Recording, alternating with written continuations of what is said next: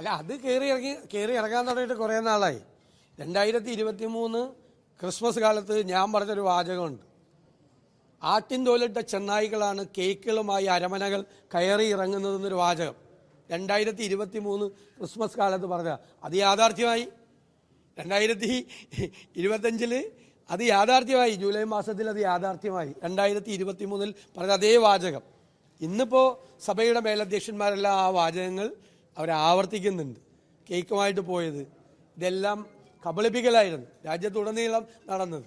അത് പ്രതിരോധത്തിലാവുമ്പോൾ ആർക്കെതിരെ എന്തെല്ലാം ആക്ഷേപം ഉന്നയിക്കാം. ഈ നിയമമൊന്നും കൊണ്ടൊന്നും ഞങ്ങളുടെ കാലത്തൊന്നുമല്ല ഈ നിയമം. ഇത്തരം ഒരു നിയമവും കൊണ്ടുവന്നിട്ടില്ല. കർണാടക തെരഞ്ഞെടുപ്പിൽ ഞങ്ങളുടെ വാക്കായിരുന്നു ഈ മതപരിവർത്തന നിയമം എന്നുള്ളത് റദ്ദാക്കുമെന്ന്. ഭരണം കിട്ടി 3-ാമത്തെ ആഴ്ച തീരുമാനം എടുത്തു കർണാടക ഗവൺമെൻറ്. ഞാനാണ് അന്ന് ബാംഗ്ലൂരിൽ തെരഞ്ഞെടുപ്പ് പ്രവർത്തനവുമായി ബന്ധപ്പെട്ട് ക്രൈസ്തവ സഭയുടെ ഒരു ആവശ്യം ഈ നിയമം മാറ്റണമെന്ന് പറഞ്ഞു. അന്ന് ദേശീയ നേതൃത്വത്തിൻ്റെ കൂടി സഹായത്തോടു കൂടി കർണാടകയിലെ ലീഡർഷിപ്പ് നൽകിയ ഉറപ്പ് അവരെ അറിയിച്ചത് ഞാനാണ്. തെരഞ്ഞെടുപ്പിൽ ജയിച്ച് 3 ആഴ്ചയ്ക്കുള്ളിൽ ആ നിയമം കർണാടകത്തിൽ BJP ഗവൺമെൻറ് കൊണ്ടുവന്ന നിയമം സിദ്ധരാമയ്യ ഗവൺമെൻറ് പിൻവലിക്കുകയുണ്ടായി. ഇതാണ് നടന്നത് യഥാർത്ഥത്തിൽ.